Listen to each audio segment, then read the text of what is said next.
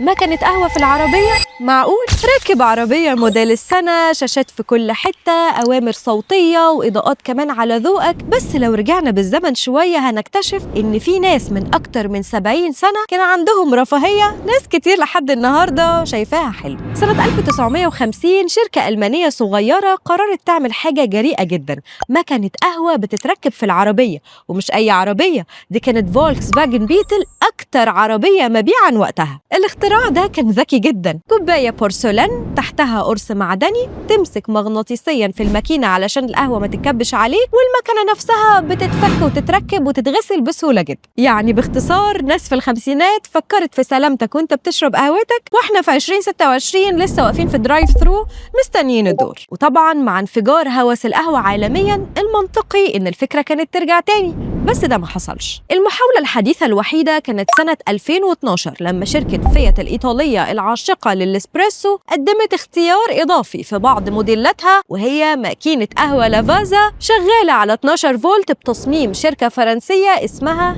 هاند بريسو. الفكرة كانت لطيفة لكنها فشلت تجاريا بسبب اختفاء حوامل الأكواب من عربيات كتير وانتشار القهوة الجاهزة في كل شارع. ولكن السؤال الحقيقي بقى، إزاي عربيات فخمة زي مايباخ ولكزوس LM فيها تلاجات وشاشات وسقف فيه نجوم لكن ما فيهاش مكنة قهوة؟ يعني تخيل كده في عز الزحمة قهوتك بتتحضر جنبك، تصبها تشربها وتروح الشغل وانت إنسان أحسن شوية. تفتكروا مكنة القهوة في العربية ممكن ترجع تاني؟